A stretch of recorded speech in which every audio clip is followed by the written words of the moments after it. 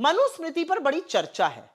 तो मनुस्मृति में महिलाओं को सिर्फ दोयम दर्जे का नागरिक या पुरुषों पर निर्भर रहने वाला ही नहीं कहा गया। ऐसी तमाम वाहियात और घटिया बातें कही गई हैं जिसको सुनकर किसी भी औरत का खून खौल जाएगा।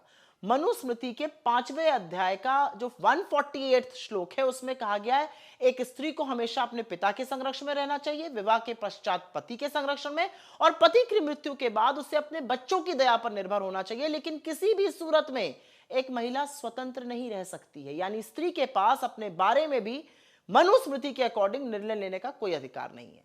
मनुस्मृति में महिलाओं को शिक्षा प्राप्त करने का भी कोई अधिकार नहीं है। सिर्फ वही महिलाएं वेदों का अध्ययन कर सकती हैं जिनका यज्ञोपवीत संस्कार हुआ हो, यानी उच्च वर्ण की कुछ महिलाओं को छोड़कर किसी को भी शिक्षा लेने का अधिकार नहीं है।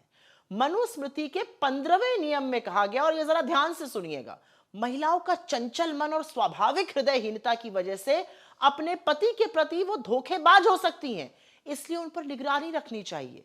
मनुस्मृति के दूसरे अध्याय में कहा गया है कि पुरुषों को उत्तेजित करना और उनको बहकाना महिलाओं का स्वभाव है। ऐसे में समझदार लोगों को महिलाओं के आसपास संभल कर रहना चाहिए। किसी भी पुरुष को अपनी मां, बहन या बेटी के साथ भी एकांत में नहीं रहना चाहिए, वरना स्त्रियों की वजह से पुरुषों का धर्म भ्रष्ट हो सकता है।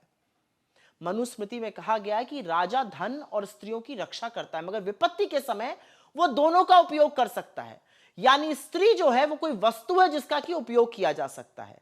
इसी मनुस्मृति में यह भी कहा गया है कि महिला को अपने माता, पिता या पति की संपत्ति पर कोई अधिकार नहीं है। अगर वो धन अर्जित करती है तो धन उसके पति या पुत्रों को जाएगा। यदि स्त्री के भाई हैं तो उसे माता पिता की संपत्ति में कोई हिस्सा नहीं मिलेगा। मनुस्मृति के 3रे अध्याय में मनु ने महिलाओं की तुलना कुत्ते और सुअर से की है। उसने उसमें कहा है कि जब ब्राह्मण भोजन करे तब उन्हें किसी सुअर, मुर्गे, कुत्ते, किन्नर या महिला जिसको पीरियड्स हो रहे हो उसको देखना भी नहीं चाहिए। 3रे अध्याय में यह भी कहा गया है कि उस महिला से विवाह ना किया जाए जिसके बाल और आंखें लाल हो, या एक ऐसी महिला जो नीच जाति की हो।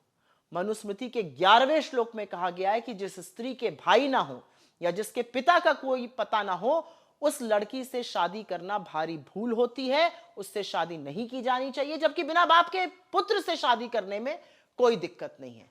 और ऐसी मनुस्मृति के बचाव में कौन उतरा है? बीजेपी और आरएसएस के मुख्य पत्र ऑर्गेनाइजर ने तो हमारा संविधान बनने पे कहा था मनुस्मृति संविधान बनना चाहिए। इनके सबसे बड़े युग पुरुष सावरकर ने क्या कहा था? हमारा संविधान तो जो सबसे बड़ा स्क्रिप्चर है, जो वेदों के बाद आता है, मनुस्मृति, वो होना चाहिए।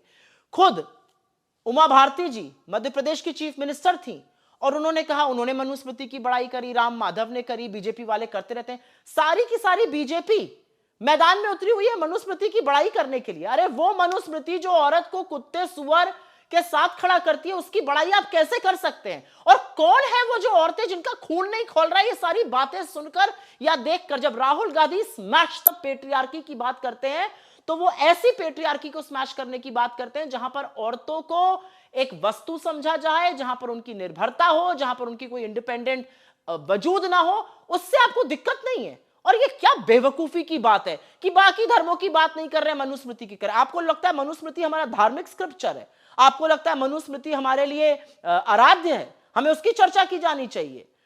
भाई मनुस्मृति को बीजेपी वाले तो अपना संविधान बनाने को कहते हैं, तो उसी की चर्चा होगी ना। आपके अकॉर्डिंग तो जब राजा राम मनोहर रॉय सती प्रथा को खत्म कर रहे थे तो कुछ ऐसे लोग हैं जो उनसे कहते हैं नहीं पहले बाकी धर्मों में कुरीतियां ढूंढिए फिर यह खत्म होगी। जिस कुरीति के बारे में जब बात की जाए वो कम है।